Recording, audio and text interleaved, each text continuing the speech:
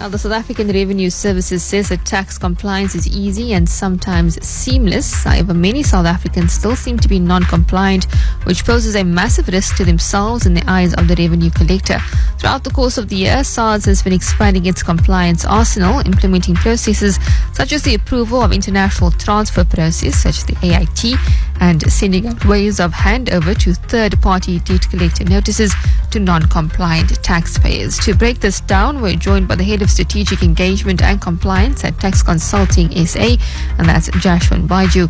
Hello and welcome to Radio 786, Jash. Good afternoon, and thank you for having me on this afternoon. It's good to speak to you. What exactly is the approval of international transfer, and how does it work?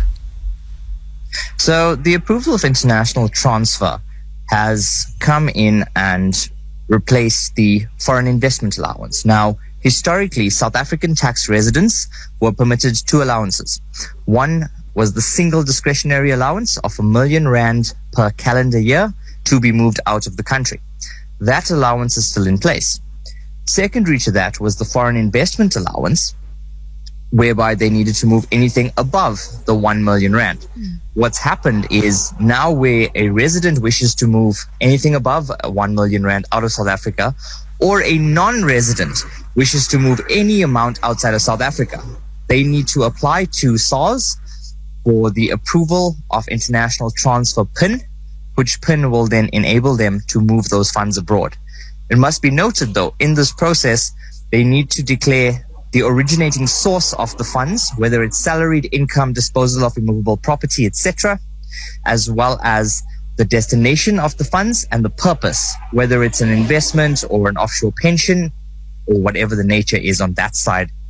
That must be accompanied by a review of their assets, liabilities, income and expenditure for the last 3 years at a minimum, both locally and offshore. But how does this then impact non-compliant citizens and businesses?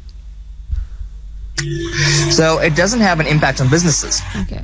But for South African residents as in individuals, if they are non-compliant, they will not be granted the AIT, meaning they will not be permitted to move funds offshore.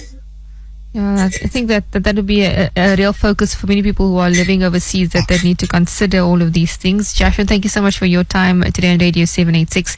That's Jashwin Baijoo. He is the head of strategic engagement and compliance at Tax Consulting SA.